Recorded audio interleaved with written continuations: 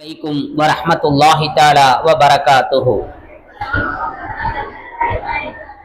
الحمد لله رب العالمين، الصلاة والسلام على رسوله الكريم، أما بعد، فقد قال الله تعالى في القرآن الكريم والفرقان المجيد: أعوذ بالله من الشيطان الرجيم، بسم الله الرحمن الرحيم. إن المبذرين كانوا إخوان الشياطين وكان الشيطان لربه كفورا. صدق الله العلي العظيم. قال نبينا صلى الله عليه وسلم: المسلم ما سلم المسلمون من لسانه ويده، أو كما قال عليه الصلاة والسلام. سبحانك لا علم لنا إلا ما علمتنا إنك أنت العليم الحكيم. رب اشرح لي صدري ويسر لي أمري واحلل عقدة من لساني يفقهوا قولي. اللهم صل على سيدنا نبينا مولانا محمد، طب القلوب ودوائها وعافية الأبدان وشفائها ونور الأبصار وضيائها وعلى آله وصحبه وسلم. அல்ஹம்துலில்லாஹ். அருளாளன் அன்பாளன் அல்லாஹுவின் திருப்பெயரால் என்னுடைய வார்த்தைகளை ஆரம்பம் செய்கிறேன். அன்பும் அருளும் ஆசையும் ஆதரவும் ஆருயிர் நாயகம் அன்னலம் பெருமானார் ஸல்லல்லாஹு அலைஹி வஸல்லம் அவர்களின் மீது, அன்னாரின் வழி வாழ்ந்த வாழுகின்ற வாழப் போகின்ற, குறிப்பாக இந்த மஜ்லிஸை அலங்கரிக்கின்ற அனைவர்களின் மீதும் உண்டாவதாக.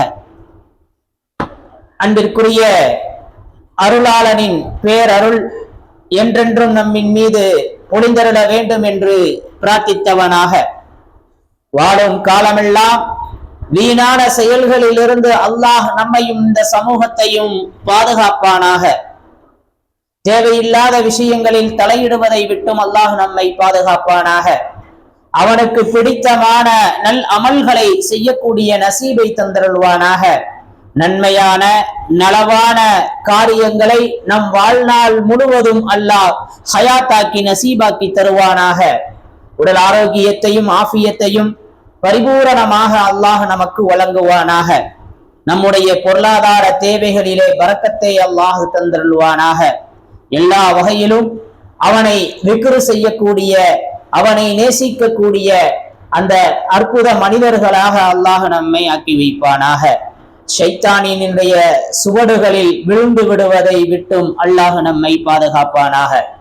அன்பிற்குரிய தாய்மார்களே, சகோதரிகளே, மாணவ கண்மணிகளே, இன்று நாம் பேச முடிவு செய்யப்பட்ட தலைப்பு ஷைத்தானின் சகோதரர்கள். அல்லாஹ் அது போன்ற சூழ்நிலைகளிலிருந்து நம்மையும் ஏனைய மக்களையும் பாதுகாக்க வேண்டும். சில விஷயங்கள் இருக்கிறது, அது சைத்தானினுடைய செயலாக இருக்கிறது, சைத்தானுக்கு பிடித்தமானதாக இருக்கிறது. அதனாலதான் குர்ஆன் ஷரீப் சைத்தானின் சகோதரர்கள்னு அவங்கள வர்ணிக்குது. இஸ்லாமிய மார்க்கம் ஒரு கட்டுக்கோப்பான மார்க்கம், ஒரு வட்டம். அந்த வட்டத்துக்குள் பயணிக்க வேண்டும். அந்த வட்டத்தை விட்டு நாம வெளியில போயிடக்கூடாது. இல்லைங்க நான் அப்படிலாம் இருக்க முடியாது அப்படின்னு சொன்னா அவன் சரியான மனிதன் அல்ல. வாகனத்தை செலுத்துகிறோம், வாகனத்தை ஓட்டும் போது சாலையில் இப்படித்தான் செல்ல வேண்டும் என்ற சில வரையறை விதிமுறைகள் இருக்கிறது. அதன் பிரகாரம் தான் நாம் அந்த சாலையிலே பயணிக்க வேண்டும். இல்ல அதை மீறிட்டு நான் சாலையில அந்த கோடு போட்டிருக்கிறதெல்லாம் கவனிக்க மாட்டேன், நான் கால் வண்டியை எடுத்தேன்னா பிரேக்கே பிடிக்க மாட்டேன், நான் இப்படித்தான் இருப்பேன்னு சொன்னா வாகனத்துல ஏறியவரை அதுக்கப்புறம் வாகனம் ஏத்திட்டு போக வேண்டிய ஒரு சூழ்நிலை ஆயிடும். வாகனத்துல ஏறி உட்கார்ந்தவரை அப்புறம் வாகனத்துல அவரை படுக்க ஏத்திட்டு போறோம். அப்ப எல்லாம் பாதுகாக்கணும். அப்ப வாகனத்தை செலுத்தும் போது அதற்கு என்று சில விதிமுறைகள் இருக்கிறது. அதை பின்பற்றும் போதுதான், அதன் பிரகாரம் வாகனத்தை செலுத்தும் போதுதான் அவர் டிரைவராக வாகன ஓட்டுநராக அற்புதமான ஓட்டுநருங்க, இவர் கூட உட்கார்ந்து பயமில்லாம போலாங்க, நிம்மதியா போலாங்க அப்படின்னு சொல்லுவான். இல்ல இல்ல, வேகத்தடையிலாம் நிறுத்தாம ஸ்லோ பண்ணாம தான் இஷ்டத்துக்கு போனாருன்னா டிரைவர் ஆயிவேன், இவங்க கூட போனா நம்மளை சந்தூக்குல ஏத்திடுவான் அப்படின்னு சொல்லுவாங்களா இல்லையா? அன்பிற்குரியவர்களே, அதனால ஒரு வாகனத்தை செலுத்தும் போது அதற்கு என்று சில கட்டுப்பாடுகள் இருக்கிறது. அதை சரியான முறையில் பின்பற்றும் போதுதான் சிறந்த ஓட்டுநராக பெயர் எடுக்க முடியும். இப்படித்தான் வாழ்க்கையில பல இடங்கள்ல, பல நேரங்கள்ல, பல சூழ்நிலைகள்ல அதற்கு என்று ஒரு விதிமுறை. அப்படித்தான் அல்லாஹ் மனிதனை படைத்திருக்கிறார். மனிதனை படைத்து அவன் இப்படித்தான் வாழ வேண்டும் என்ற சில வரையறைகளை அல்லாஹ் ஏற்படுத்தி இருக்கிறான். இஸ்லாமிய மார்க்கம் அப்படி ஒரு கட்டுக்கோப்பான மார்க்கம். நான் எப்படியும் வாழ முடியும் அப்படிங்கறதெல்லாம் இல்லை, இப்படித்தான் வாழ வேண்டும் என்கின்ற ஒரு அட்டவணையை இஸ்லாம் ஏற்படுத்தி தருகிறது. அன்பிற்குரியவர்களே, அந்த வகையில பொருளாதாரத்தை திரட்டுறோம், அதை எப்படி செலவு செய்யறதுங்கிறதுக்கும் கட்டுப்பாடு இருக்கிறது. பொருளாதாரத்தை செலவு செய்யற விஷயத்துல இஸ்லாமுடைய அந்த கட்டுப்பாடுகள் இருக்கிறது. அதுல மிக முக்கியமான விஷயம் வீண் விரயம். வீண் விரயம் செய்யாமல் இருப்பது. இது ஏன் பணம்? நான் சம்பாதிச்சது, நான் சமைத்த உணவு, நான் கஷ்டப்பட்டு சமைச்சேன், அதை நான் எப்படி வேணாலும் பயன்படுத்துவேன், எனக்கு அதற்கு உரிமை உண்டு அப்படின்னு விதண்டாவாதம் சொன்னா, ஒருத்தர் விதண்டாவாதம் பேசுறான்னு சொன்னா அவனை விட முட்டாளு வேற யாரும் கிடையாது. இப்படித்தான் ஷுஐப் அலைஹிஸ்ஸலாம் காலத்துல ஷுஐப் அலைஹிஸ்ஸலாத்தினுடைய அந்த கவுமுகள் கேட்டாங்க, காலு யா ஷுஐப் அஸலாத்துக தஅமுருக அன் நத்ருக மா நஅபுது ஆபாஉனா. ஷுஐபே, உங்களுடைய தொழுகைதான் இப்படி எல்லாம் உங்களை ஏவ சொல்லுதா? அன் நத்ருக மா யஅபுது ஆபாஉனா, நாங்க எங்களுடைய மூதாதையர்களுடைய அந்த தெய்வங்களையும் எங்களுடைய பொருளை நாங்க எப்படி வேணாலும் செலவு செய்து கொள்றதையும் விட்டு விடுவதற்கான கட்டளையே உங்களுடைய தொழுகைதான் உங்களுக்கு ஏவுதா அப்படின்னு அந்த மக்கள் கேட்டாங்க. ஷுஐப் அலைஹிஸ்ஸலாம் வீணான செலவுகளை தவிர்த்து கொள்ளுங்க, சிலைகளை வணங்காதீங்கன்னு சொல்லல, நாங்க எங்க இஷ்டத்துக்கு தான் இருப்போம், உங்களுடைய தொழுகைதான் இப்படி மாத்துதா அப்படின்னு சொல்லி அவங்க கேட்டாங்க. எங்களுடைய பொருட்களை செலவழிப்பதை தடை செய்யறதுக்கு நீங்க யாருன்னு கேட்டாங்க அவங்க. அன்புக்குரியவர்களே, நாம பணம் நாம விருப்பப்படி செலவழிக்கிறதுக்கு அனுமதி இல்லை. நம்ம உணவு, அதனால நாம அதை விருப்பப்படி செலவு செய்யறதுக்கு வீணாக்குறதுக்கு அனுமதி இல்லை. இஸ்லாம் அதற்கு என்று ஒரு வரையறையை வைத்திருக்கிறது. ஒவ்வொரு முஸ்லிமும் அப்படித்தான் வாழ வேண்டும். பெருமைக்காக, புகழுக்காக, பகட்டுக்காக இன்னைக்கு எவ்வளவோ வீண் விரயங்களை செய்து கொண்டிருக்கிறோம். பொருளாதாரத்தை வீணடிக்கிறோம், தண்ணீரை வீணடிக்கிறோம், பொன்னான நேரங்களை வீணடிக்கிறோம், இளமைக்காரம் வீணா போய்கிட்டு இருக்குது. திருமணம்ங்கிற பெயரில திருமணத்தில் பணத்தையும் உணவையும் நேரத்தையும் வீணடிக்கக்கூடிய எத்தனையோ திருமணங்கள். அன்றாடம் வீட்டுல எவ்வளவோ உணவுகள் வீணாகி கொண்டிருக்கிறது. உலகத்துல 100 கோடி பேர் பசியால் அவதிப்பட்டுக்கிட்டு இருக்கிறாங்க. வருடந்தோறும் 280 மில்லியன் டன் உணவு தானியங்கள் வீணடிக்கப்படுகிறதுன்னு ஐநா அமைப்பு கூறுகிறது. நாம் வீணடிக்கக்கூடிய ஒவ்வொருவருக்கும் அல்லாஹ்விடத்திலே பதில் சொல்லியே ஆக வேண்டும். அல்லாஹ் குர்ஆன்ல சொல்லுவான், குலு வஷ்ரபு வலா துஸ்ரிஃபு இன்னஹு லா யுஹிப்புல் முஸ்ரிஃபீன். சாப்பிடுங்க, குடிங்க, ஆனா வீண் விரயம் செய்யாதீங்க. இன்னல்லாஹ லா யுஹிப்புல் முஸ்ரிஃபீன். வீண் விரயம் செய்பவர்களை அல்லாஹ் நேசிக்கிறது இல்ல, அல்லாஹ் பிரியப்படுறது இல்ல. அத்தா அம்மா பிரியப்படணும்னு பிள்ளைங்க நினைக்கிறாங்க, கணவன் பிரியப்படணும்னு மனைவி நினைக்கிறா, தான் பெற்றோர்கள் பிரியப்படணும்ன்ற அந்த பிள்ளைகளினுடைய நினைப்பு சரிதான். கணவன் பிரியப்படணும், நம்மளை நேசிக்கிறது இல்லைங்கிற கவலை மனைவிக்கு சரியானதுதான். ஆனா எல்லாருக்குமே அல்லாஹ் பிரியப்படணுங்கிற அந்த எண்ணம் இருக்கணும். நம்மள அல்லாஹ் பிரியப்படுறானா? இப்ப நம்மள அல்லாஹ் பிரியப்படணும்னா நாம என்ன செய்யறது? வீணான விஷயங்களை தவிர்த்து கொள்ள வேண்டும், வீணான காரியங்களை தவிர்த்து கொள்ள வேண்டும். உணவை வீணாக்க கூடாது, நேரத்தை வீணாக்க கூடாது, நம்ம வாழ்க்கையில எதையுமே வீணாக்கிடக்கூடாது. அன்பிற்குரியவர்களே, இன்னொரு வசனத்திலே அல்லாஹ் சொல்லுவான், குலு வஷ்ரபு வதஸத்தகு வல்பசு மா லம் யுகாலிதுஹு இஸ்ராஃபுன் வ முஹ்லி. ஸல்லல்லாஹு அலைஹி வஸல்லம் சொன்ன ஹதீஸ். சாப்பிடுங்க, குடிங்க, ஆடை தர்மம் செய்யுங்க, ஆடை அணியுங்க, ஆனா அதுல விரயமும் கர்வமும் கலந்து விடக்கூடாது அப்படிங்கிற ஹதீஸ் இப்னு மாஜால பதிவு செய்யப்பட்டது. அன்புக்குரியவர்களே, ரசூலுல்லாஹி ஸல்லல்லாஹு அலைஹி வஸல்லம் அற்புதமா நமக்கு வழிகாட்டினாங்க. எல்லா வகையிலும் வீணானதுல தங்களை ஈடுபடுத்திக்க கூடாதுன்றதுல ரொம்ப கவனமா இருந்திருக்கிறார். சஅத் ரலியல்லாஹு தஆலா அவங்க ஒளி செஞ்சுக்கிட்டு இருந்தாங்க. அதை கடந்து சென்ற ஹபீப் முத்து முஹம்மது ஸல்லல்லாஹு அலைஹி வஸல்லம் என்ன இது அப்படின்னு கேட்டாங்க. மஹாதா இஸ்ராஃபுன், என்ன இது இஸ்ராஃப், ஒழுவுல என்ன இஸ்ராஃப் அப்படின்னு கேக்குறாங்க ரசூலுல்லாஹி ஸல்லல்லாஹு அலைஹி வஸல்லம். அஃபில் வுது இஸ்ராஃபுன் யா ரசூலல்லாஹ், அல்லாஹ்வின் தூதரே ஒழுவுல இஸ்ராஃப் இருக்குமா, ஒழுவுல வீண் விரயம் இருக்குமான்னு கேக்குறாங்க. கால நஅம், ஆம். ஓடக்கூடிய ஆற்றுல நீங்க ஒளி செஞ்சாலும் அதுலயும் இஸ்ராஃப் இருக்குன்னு சொன்னாங்க ரசூலுல்லாஹி ஸல்லல்லாஹு அலைஹி வஸல்லம். நல்ல விஷயம்தான், நன்மையான காரியம்தான். ஆனா தேவைக்கு தான் பயன்படுத்தணும். ஒளி செய்யறது ஒரு அமல்.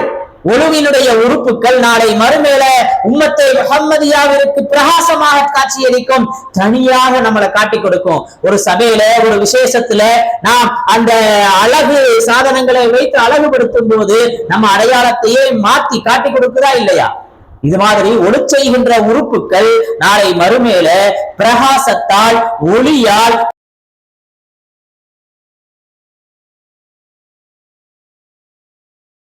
ஆக அப்படிப்பட்ட அந்த ஒழு நன்மையான விஷயம். பல அமல்கள் செய்வதற்கு ஒழு கட்டாயமாக்கப்பட்டிருக்குது.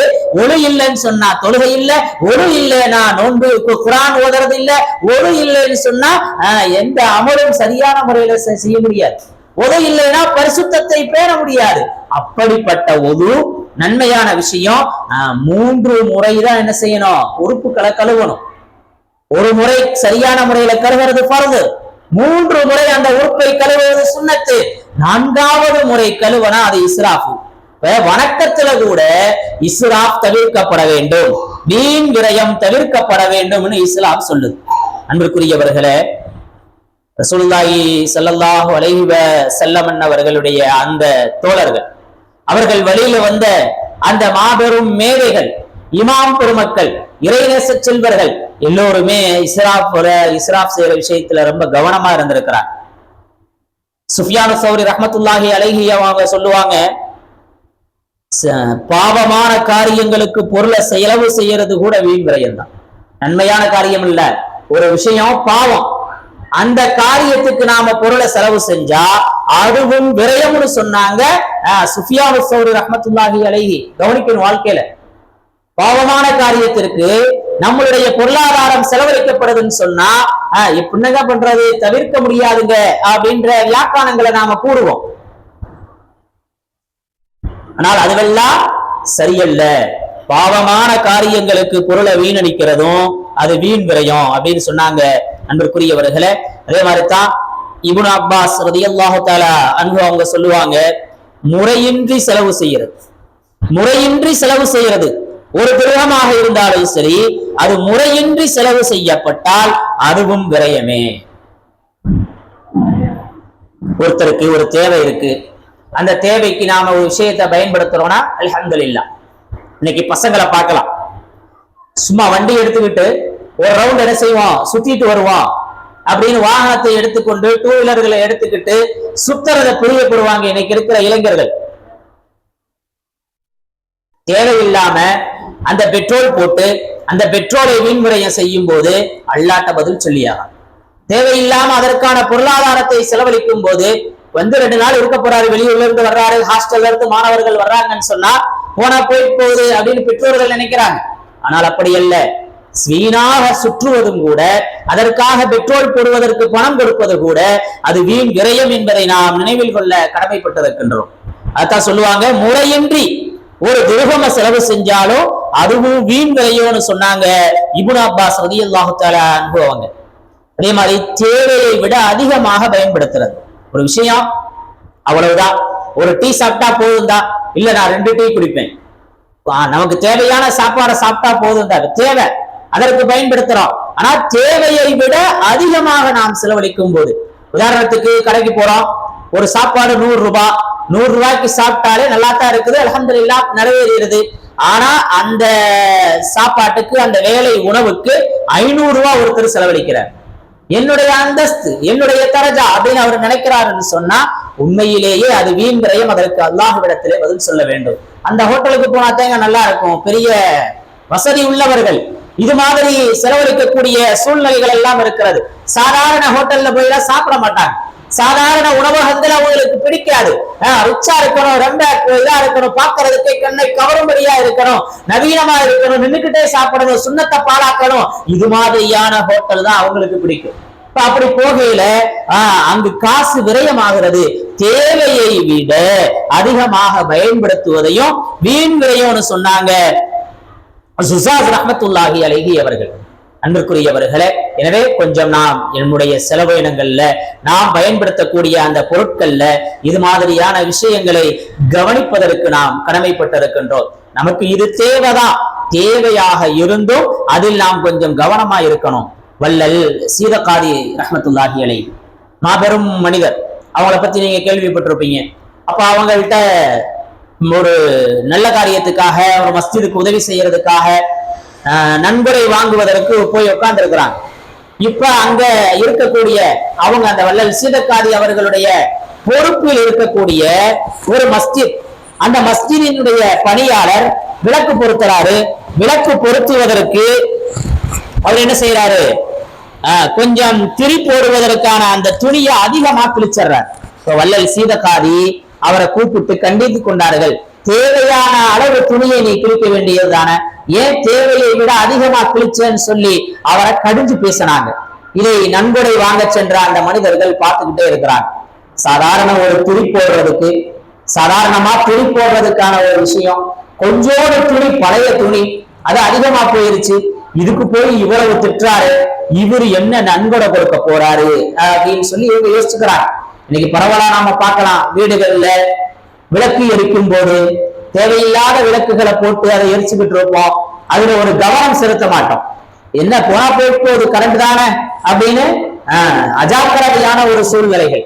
பிள்ளைகளுக்கு அதுக்கு நமக்கு சம்பந்தமே இல்லை, வீட்டுல பல விஷயங்கள் இருக்காது, அம்மாவோட வேலை நம்ம வேலை இல்லை. தேவைக்கு பயன்படுத்தணும், தேவைக்கு விளக்கு எரிக்கணும், தேவைக்கு தண்ணீர் குடிக்கணும், தேவைக்கு குடிக்கணும். குடிக்கிற கூட பைப்பை திறந்து விட்டு அது வாட்டுக்கு போய்கிட்டு இருக்கும், நம்ம வாட்டுக்கு பத்தி ஊத்திக்கிட்டே இருப்போம்னு சொன்னா அதுவும் வீண் விரயம். அதற்கு நாளை அல்லாஹ்விடத்திலே பதில் சொல்லியாக வேண்டும்.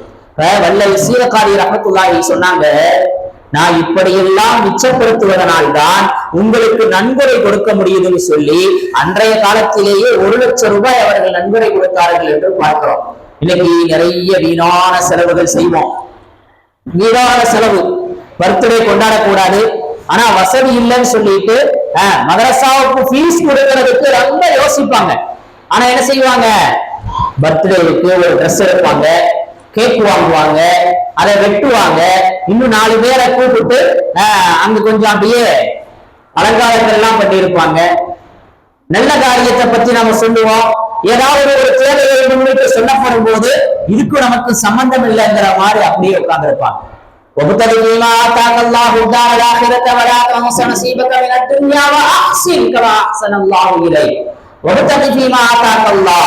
அல்லாஹ் உங்களுக்கு பொருத்தல இருந்து தாராளமா செலவு செஞ்சு அல்லாஹ்வுடைய அந்த பொருத்தத்தை பெற்றுக் கொள்ளுங்கள். உலகத்துல உங்களுடைய பங்கை நீங்கள் மறந்து விடாதீர்கள்.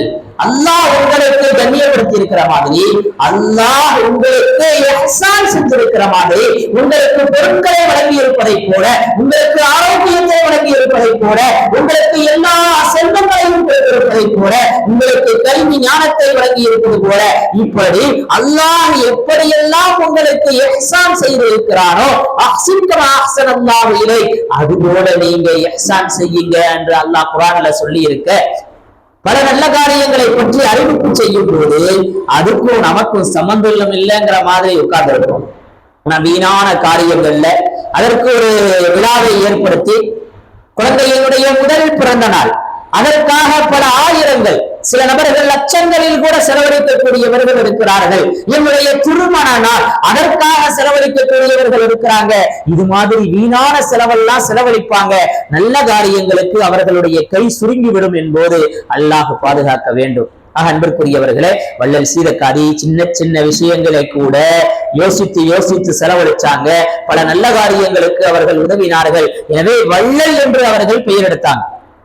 சாதாரண அல்ல நிறைய பொருளாதாரத்தை கொடுத்தா அதுல இருந்து அவங்க தான தர்மம் செஞ்சாங்கிறதை தாண்டி வீணானதை தவிர்த்து கொண்டார்கள். அதன் மூலம் பல மக்களுக்கு அவங்க உதவி செய்யக்கூடிய ஒரு சூழ்நிலை இருந்தது. இன்னைக்கும் பல மனிதர்கள் அது மாதிரியாக வாழ்ந்துகிட்டு தான் இருக்கிறாங்க. அல்லாஹ் அப்படிப்பட்ட சீரழிவுகளை கண்ணியப்படுத்துவானாக. அன்பிற்குரியவர்களே, ஆகுமானதை கூட தன் தேவைக்கு மேல உண்ணக்கூடாது.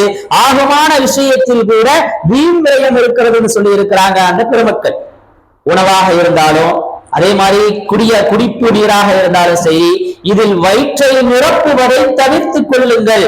ஏன்னா வயிற்றை நிரப்புவது உடலை கெடுத்துவிடும்.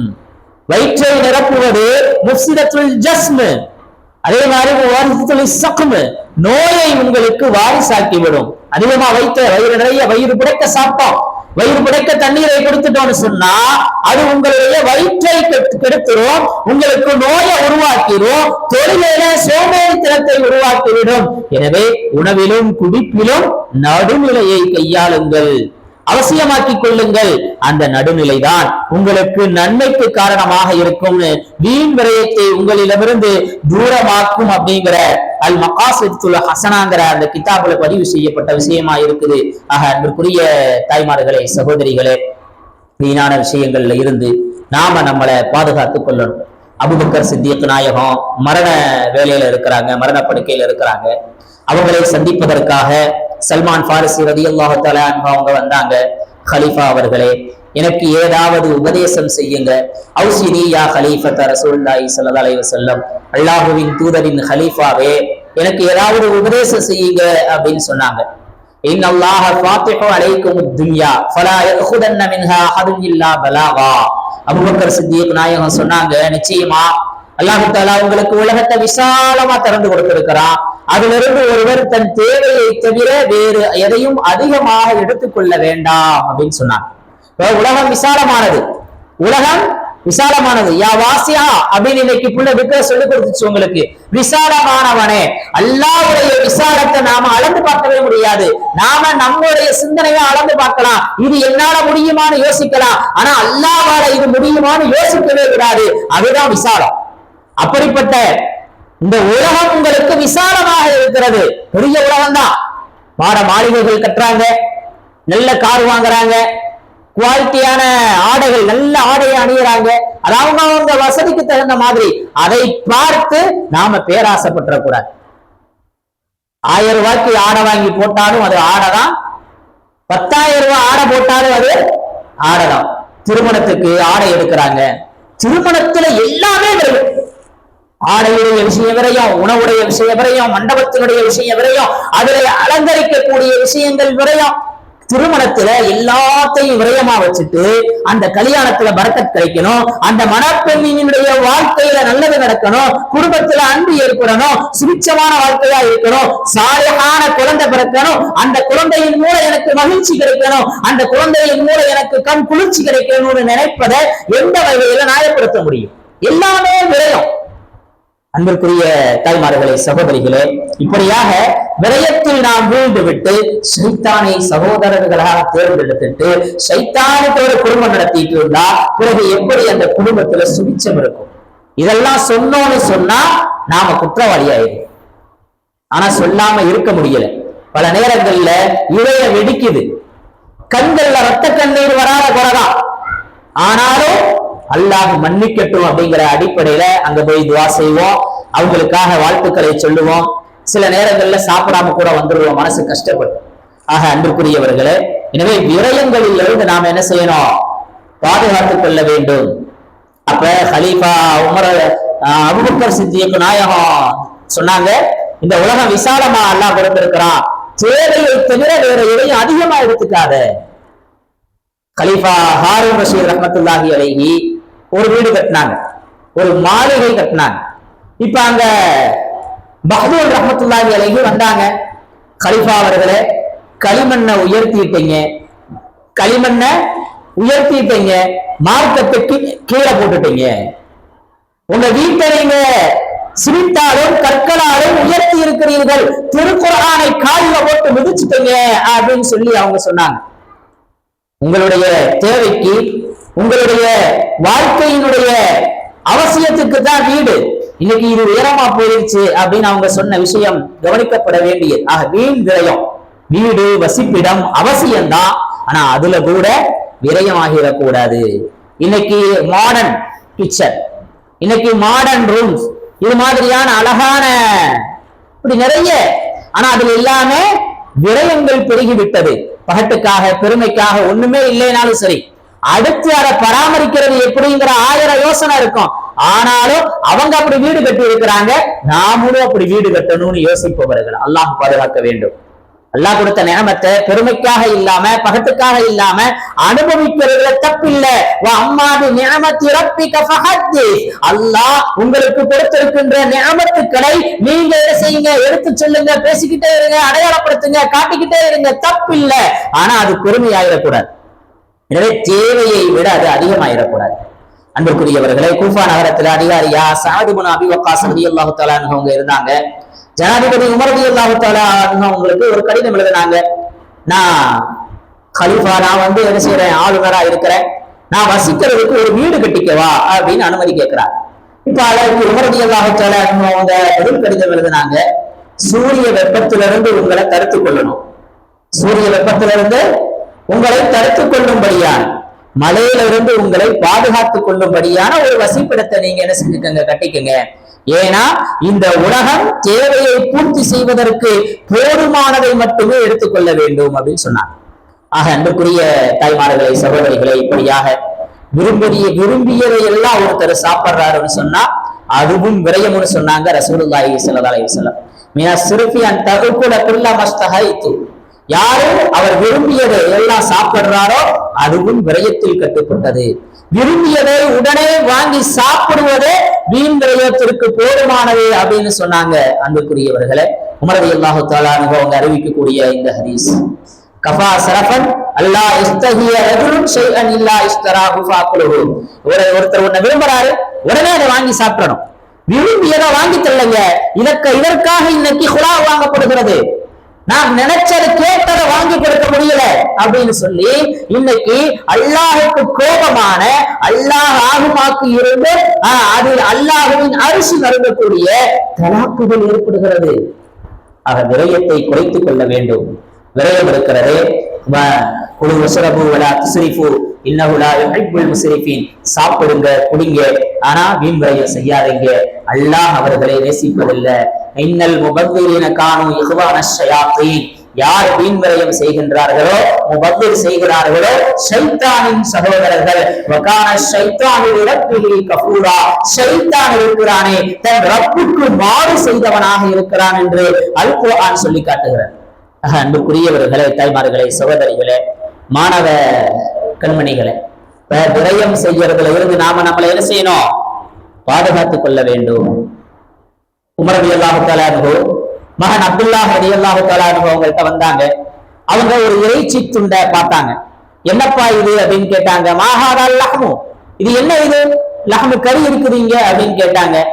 எனக்கு ஆசையா இருந்துச்சு, அதனால நான் சாப்பிடுறதுக்கு என்ன செஞ்சேன், இத வாங்கினேன் அப்படின்னு அந்த மகன் சொன்னாரு. ஆசையா இருந்தா விரும்பியதெல்லாம் வாங்கி சாப்பிடுறியா, விரும்பியதை எல்லாம் நீ வாங்கி சாப்பிட்டு விடுவியா? கஃபாபில் மரஇ ஸர்ஃபன் ஐயகுலுஹு குல்ல மஸ்ததாஹு, யார் விரும்பியதை வாங்கி சாப்பிடுகிறானோ அவன் விரயம் செய்வதவன் என்பதற்கு அந்த ஒன்றே போதுமாகும் சொன்னாங்க உமர் ரலியல்லாஹு தஆலா அன்ஹு அவங்க. ஆக தேவைதான், ஆசைதான், பசி இருக்குதா, ஆனா மனசு விரும்புதுன்னு சொல்லி வாங்கி சாப்பிட்டா அதற்கு பதில் சொல்லியாவன். அன்புக்குரியவர்களே, ஒரு தடவை ரசூலுல்லாஹி ஸல்லல்லாஹு அலைஹி வஸல்லம் பகல் நேரம் அல்லது ஒரு இரவு நேரம் என்ன செஞ்சாங்க, வீட்டுக்குள்ள இருந்து வெளியே வந்தாங்க. வெளியே வந்தா அங்க அபூபக்கர் நாயகமும் உமர் நாயகமும் இருக்கிறாங்க. இப்ப என்ன அப்படின்னு கேக்குறாங்க, இந்த நேரத்துல ஏன் இங்க வந்தீங்க அப்படின்னு கேக்குறாங்க. அவங்க சொன்னாங்க, யா ரசூலல்லாஹ், அல்லாஹ்வின் தூதரே, எங்களுக்கு பசிதான் எங்களை என்ன செஞ்சுச்சு, எங்க வீட்டுல இருந்து இங்க வர வச்சுச்சுன்னு சொல்லி அபூபக்கர் சித்திக் நாயகமும் உமர் ரலியல்லாஹு தஆலா அன்ஹு அவங்களும் சொன்னாங்க. உங்களுக்கு எது இங்க வர வச்சதோ அதுதான் என்னையும் இங்க வர வச்சுச்சு அப்படின்னு சொன்னாங்க இறை தூதர் முஹம்மது ஸல்லல்லாஹு அலைஹி வஸல்லம். நபி ஸல்லல்லாஹு அலைஹி வஸல்லத்துக்கு பசி, அதனாலதான் நான் வந்தேன் அப்படின்னு சொல்லி சொன்னாங்க. சரி வாங்க போகலாம்னு ஒரு அன்சாரி சஹாபியினுடைய வீட்டுக்கு வந்தாங்க, சலாம் சொன்னாங்க. அப்ப இவங்க நபி ஸல்லல்லாஹு அலைஹி வஸல்லமும் அவங்களுடைய நண்பர்களும் வந்திருக்கிறத பார்த்து அந்த அம்மா ரொம்ப சந்தோஷப்பட்டாங்க, வரவேற்றாங்க. எங்க அன்சாரி சஹாபின்னு கேட்டாங்க. வீட்டுக்கு குடிப்பதற்கு நீர் எடுப்பதற்காக வெளியில போயிருக்கிறாரு அவரு அப்படின்னு சொல்லி அந்த அம்மா சொன்னாங்க. உடனே இவங்க பேசிக்கிட்டு இருக்கிறாங்க. அப்ப அந்த அன்சாரி சஹாபி வந்துடுறாங்க. இன்னைக்கு நான் ஒரு சிறப்பான விருந்தாளிகளை என் வீட்டுக்கு அழைச்சிட்டு வந்த, அல்லாஹுக்கு எல்லா புகழும்னு சொல்லி தோட்டத்துக்கு போனாங்க. ஒரு பேரித்தம் கொலையை பறிச்சுட்டு வந்தாங்க. அதுல கனிந்தது, காயா இருக்கிறது, மிக நடுப்பழமா இருக்கிறது, செவந்ததா இருக்கிறது மாதிரி எல்லா வகையான பேரித்தம் கனிகளும் காய்களும் அதுல இருந்துச்சு. இதை சாப்பிடுங்க யார் ரசூலல்லாஹ்னு சொல்லி அவங்களுக்கு கொடுத்தாங்க. பிறகு ஒரு ஆட்டை எடுத்து அறுக்க போனாங்க. அப்ப சொன்னாங்க ரசூலுல்லாஹி ஸல்லல்லாஹு அலைஹி வஸல்லம், பால் தர்ற ஆட்டை அறுக்காதீங்க அப்படின்னு. பால் தருகின்ற ஆட்டை அறுக்காதீங்கன்னு தடை செஞ்சாங்க. பிறகு அவர் ஒரு ஆட்டை அறுத்தாரு, சமைச்சு கொடுத்தாரு, வயிறு நிரம்ப சாப்பிட்டாங்க. சாப்பிட்டு விட்டு கிளம்பும் போது நபி ஸல்லல்லாஹு அலைஹி வஸல்லம் சொன்னாங்க, எல்லா புகழும் அல்லாஹ்வுக்கே, எல்லா புகழும் அல்லாஹ்வுக்கே. அற்புதமான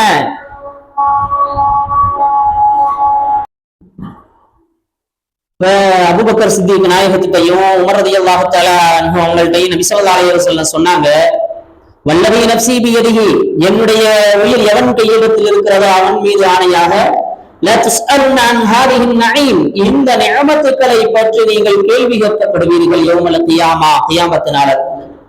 பசியோட உங்க வீட்டுல இருந்து உங்களை அல்லாஹ் வெளியாக்கினா, திருப்பி இங்க வந்தீங்க, நீங்க இப்ப வயிறார உணவு கொண்டு இருக்கிறீங்க, பசி, கடுமையான பசி, அதற்கு அல்லாஹ் கொடுத்த நிஅமத்து, அந்த நிஅமத்தை பற்றியும் நீங்கள் கேள்வி கேட்கப்படுவீர்கள் சொன்னாங்க ரசூலுல்லாஹி ஸல்லல்லாஹு அலைஹி வஸல்லம். மனித வாழ்க்கையில சில கேள்விகளை அல்லாஹ் கேட்பான். அதோடு என்ன செய்ய முடியாது, அவன் பாடம் நகரவே நகரார். உன்னுடைய ஆயுள் காலத்தை எப்படி கழிச்ச, உன் வாலிபத்தை எப்படி கழித்தாய், உன் பொருளாதாரத்தை எங்கிருந்து சம்பாதித்த, அதை எப்படி செலவழிச்ச, கற்ற கல்வியின்படி என்ன அமல் செஞ்ச அப்படிங்கிற இந்த 5 கேள்விகளுக்கு பதிலளிக்கும் வரை இறைவன் புறத்திலிருந்து மனிதன் செய்யாத மறுமை நாள் அவன் பாடம் நகராதுன்னு சொன்னாங்க ரசூலுல்லாஹி ஸல்லல்லாஹு அலைஹி வஸல்லம்.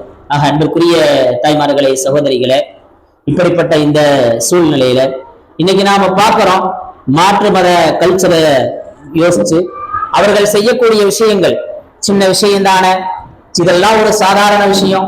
இன்னைக்கு பட்டாசு வெடிக்கிறதுங்கிறது அது ஒரு மகிழ்ச்சியின் வெளிப்பாடாயிருச்சு. எல்லா நிகழ்வுகளிலும் பட்டாசுகள் வெடிக்கப்படுகிறது.